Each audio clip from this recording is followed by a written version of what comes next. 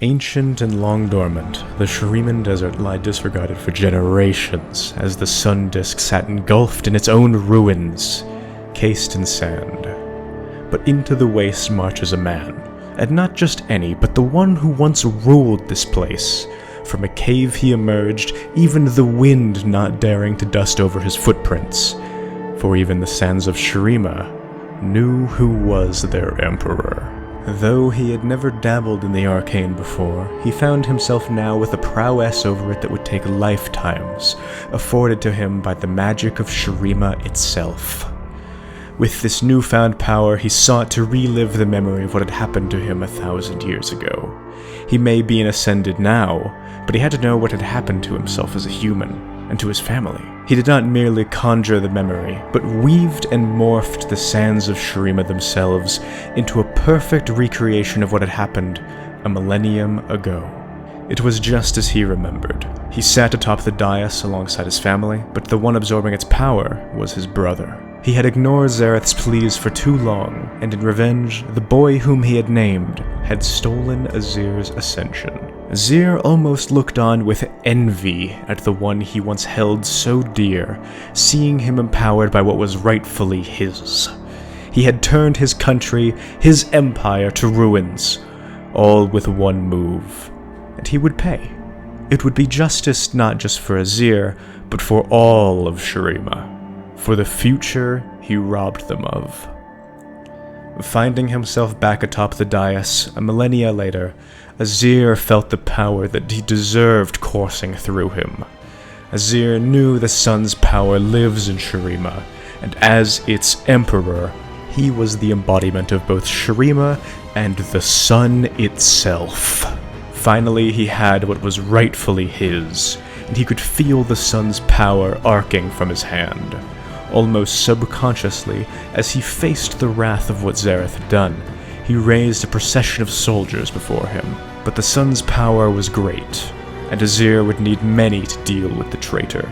Rank after rank, column after column, rose before him, all ready to serve their emperor. And it was then, with a heavy heart, before his legion Azir spoke, his voice booming through the dunes.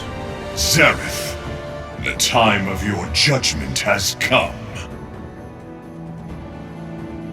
Shurima's story is that of family, love, betrayal, and magic, and every one of those four things are ones that Arcane socketed in as its main themes. Arcane focused heavily on the character drama between Vi and Jinx, while cutting over to Victor and Jace for their partnership. Shurima has an exact perfect match. In the sisters' place is Azir and Xerath, while Vic are Noxus and Renekton. I could see Shurima's story being told flipping between the future and the past, beginning with Azir reincarnating after saving Sivir and stumbling out of the cave, and on his way to the destroyed city he'd find many memories along the way, from when he saved Xerath's life as a boy to when he took the throne as an adult. Each memory would flip back in time to when Azir and Xerath were only boys, naturally juxtaposed with their ascended counterparts 1,000 years later, wondering where it all went wrong. This type of story allows for very natural time skips, which means you can cover pretty much Azir's entire life in a reasonable span of time, highlighting only the most important moments. It can also easily segue into side stories about other characters from the time that triggered the memory, possibly including the ascension of Noxus and Renekton themselves. I don't think it's clear or stated when they became ascended, but Arcane has already shown itself to be very okay with retconning huge aspects of the world, so I don't think it matters that much.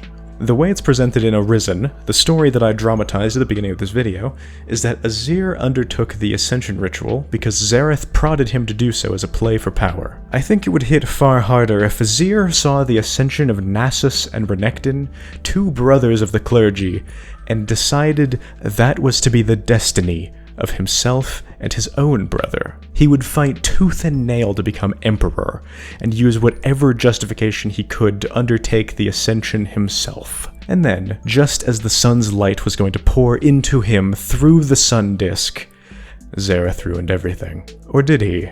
The ascension ritual is stated to be incredibly dangerous, and given that Xerath became this afterwards, perhaps he concluded it would kill Azir, and so he took the hit for him, accidentally dooming everything in the process.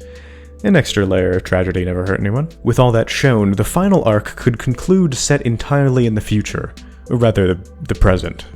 A finale with Azir scouring the desert to find Noxus, and the two of them unearthing their two entombed brothers from their prison where they had lost their minds, and finishing what they had started 1,000 years ago, either with compassion or with war. Visually, Arcane was located in a really varied and pretty wild environment. Piltover and Zaun are incredibly visually distinct from each other, with Zaun being the downtrodden and Piltover being the rich.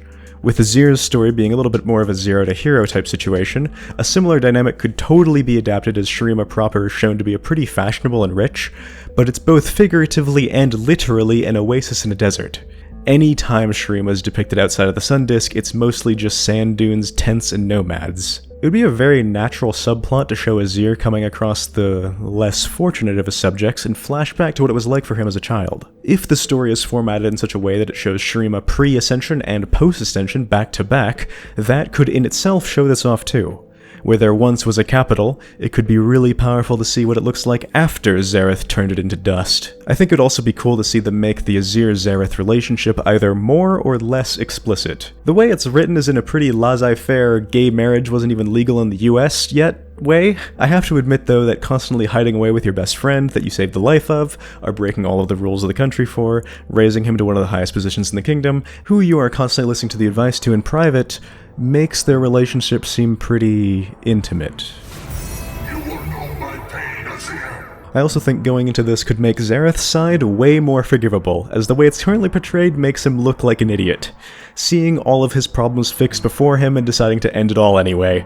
If Azir was depicted as having a huge ego, which he does, and repeatedly telling Xerath off over and over again, that might not seem so ridiculous. Especially if the reason for him renouncing slavery during his ascension was if it was someone else's idea, after he blew Xerath off about it so many times. Just like with Arcane, it's not hard to see their relationship juxtaposed and told alongside the one between Noxus and Renekton.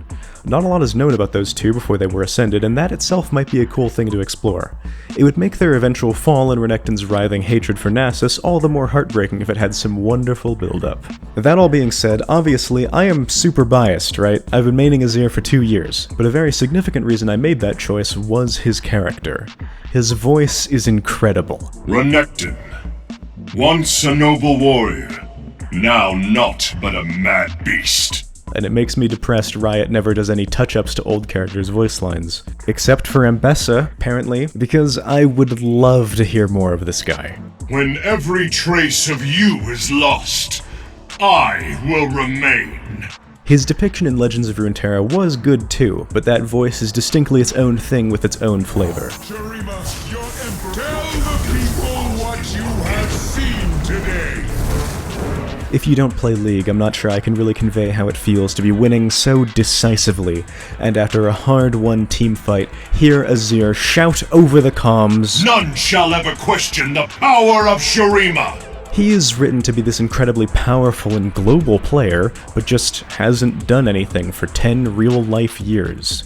Azir is stated in his lore and even a loading screen tip to be about to engage in his conquests across the land, but that hasn't happened yet. It makes me think Azir's revival must be one of, if not the most recent thing to happen in the entire game's timeline, because it simply doesn't really make any sense otherwise. Noxus is colonizing Shuriman shores, the Void is making giant holes in the desert, Malzahar is off probably preaching the word of the good book somewhere, and Azir is here to deal with it all. To wipe away the wounds of the Void, shuffle the colonists who've come to his shores back into the sea, and of course, force his brother who waylaid him a millennia ago to submit for his crimes. Azir isn't exactly an irrelevant character with no players either. Not only is he extremely strong lore-wise, he has a very significant presence in the general mythos of League because of his near omnipresent pro-play presence.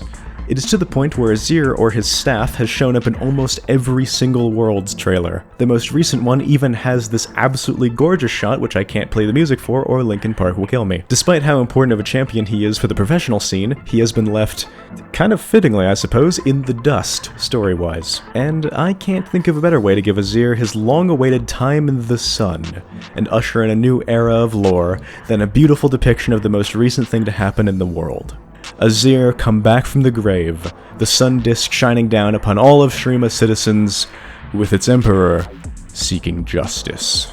I also have to admit that voicing this script was surprisingly hard because I have been pronouncing Xerath as Xerath for half a decade now. I thought that's how it was pronounced, but that's not what Azir says. Given that he named the boy, I think he has more say in its pronunciation than I do. I wanted to dive into a couple more topics with this video, like if Azir is evil, but writing about that made me realize very quickly it's a topic so complex that it would make for a whole video. Let me know if you want to see that, I suppose, because it is way beyond the scope of this one. Thanks to my patrons, Emmy and Potato especially. Like, comment, subscribe, you know the drill, and have a good night.